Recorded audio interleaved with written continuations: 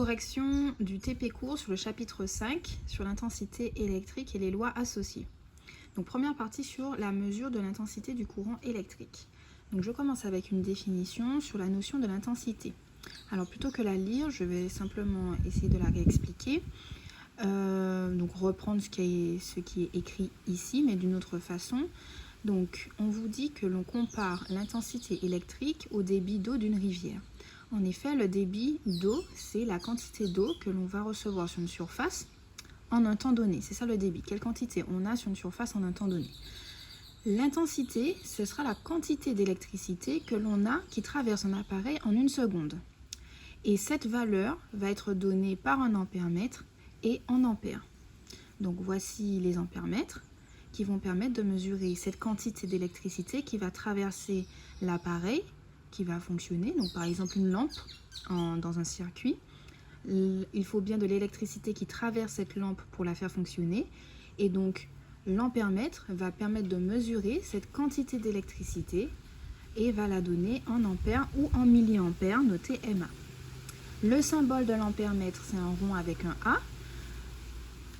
Là, le A, ici, le calibre A, indique que c'est la borne par laquelle on va rentrer dans l'ampère-mètre et comme la borne par laquelle on sort d'un ampère-mètre. C'est toujours comme ceci. Si vous inversez, vous branchez mal votre ampère-mètre et vous aurez une valeur négative. Alors, expérience numéro 1, il faut cliquer sur ce lien et répondre aux questions qu'il y a en dessous. Donc, il faut réaliser ce montage en déterminant donc la valeur L1 pour la lampe seule. Alors vous avez vu que ici l'ampère-mètre est situé à gauche, sauf que pour vous on ne peut pas déplacer l'ampère-mètre, on ne peut pas le mettre à gauche, il est à droite. Donc comme vous avez vu dans le devoir maison, quand on a la place des dipôles dans un circuit en série n'a pas d'importance. Donc étant donné ici qu'on a juste la lampe, donc on veut connaître la valeur de l'intensité qui sort de cette lampe, ce n'est pas nécessaire, que l'ampère-mètre se situe à gauche ou à droite, cela ne change rien. Donc on va effectuer les mesures. Donc on sait que le courant sort toujours du plus du générateur, donc on sort du plus. On va dans la lampe. Ensuite on sort de cette lampe. On rentre dans l'ampère-mètre, donc au niveau 10A. On sort de l'ampère-mètre au niveau COM et on revient au moins. Donc c'est ce qu'on a fait ici. On est allé au plus. Donc ici l'ampère-mètre est situé là. Et je n'ai pas trouvé de schéma avec l'ampère-mètre situé à droite. C'est pour cela. Donc le plus, on va à la lampe. De la lampe, on va à l'ampère-mètre, donc c'est-à-dire au A. On ressort au niveau du COM et on va au moins. C'est ce qu'on a fait. Et donc on va se positionner sur le calibre 10 ampères.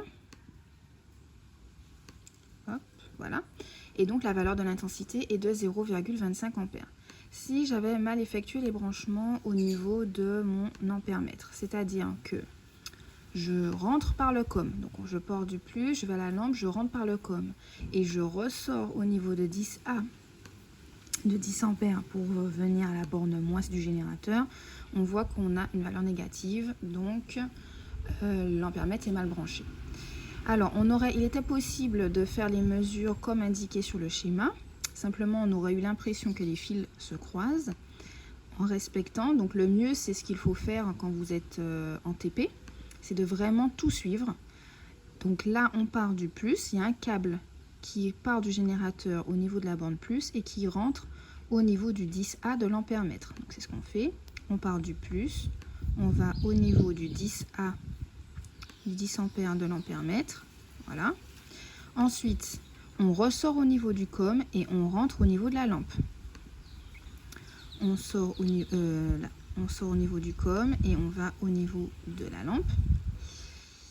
Et de la lampe, on sort de la lampe et on vient au niveau du moins du générateur. On sort de la lampe et on va au niveau du moins du générateur. Et on a bien 0,25 ampères, les branchements sont bien faits. Simplement, on a l'impression ici que les fils sont croisés et généralement, quand on fait un circuit, il ne faut pas que les fils se croisent.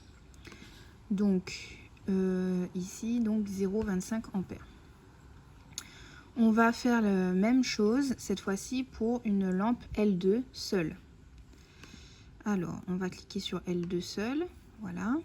Donc, on part du plus. Donc, si on suit le schéma, on part du plus, on rentre au niveau de 10A de l'ampère-mètre. Donc, du plus, on va au 10A de l'ampère-mètre. Ensuite, on sort du COM et on rentre dans la lampe. On sort du COM, on va rentrer dans la lampe L2. Puis, on sort de la lampe et on va au moins du générateur. On sort de la lampe et on va au moins du générateur. C'est bien de faire, je le fais comme ça puisque ça vous permet vraiment de faire les branchements comme il faut. Donc ici, on a une mesure de 0,34 ampères pour cette lampe. Donc 0,34. Alors, on passe à la suite avec la partie 2 sur l'intensité du courant dans un circuit en série. Alors, cette fois-ci, donc, on a, je vais cliquer sur le lien qui est ci-dessous. Voilà. On a donc 2 lampes et on a donc 3 positions possibles pour l'ampère-mètre. Cette fois-ci, comme on a 2 lampes, on va voir justement si la position de l'ampère-mètre a une incidence sur la mesure de l'intensité. Donc, on va mesurer d'abord la première intensité qui correspond à la première position ici. Alors, position 1, donc on part du plus et on va au niveau de l'ampère-mètre. Donc, on a L1 et L2 en série. On part du plus et on va au niveau de l'ampère-mètre, donc 10 ampères. On sort de l'ampère-mètre au niveau du COM et on va au niveau de la première lampe. On sort au niveau du COM, on va au niveau de la première lampe. De la première lampe, on va à la deuxième lampe, comme c'est noté. Donc là, on n'a pas encore cet ampère-mètre là. Donc de la première lampe, on va à la deuxième lampe.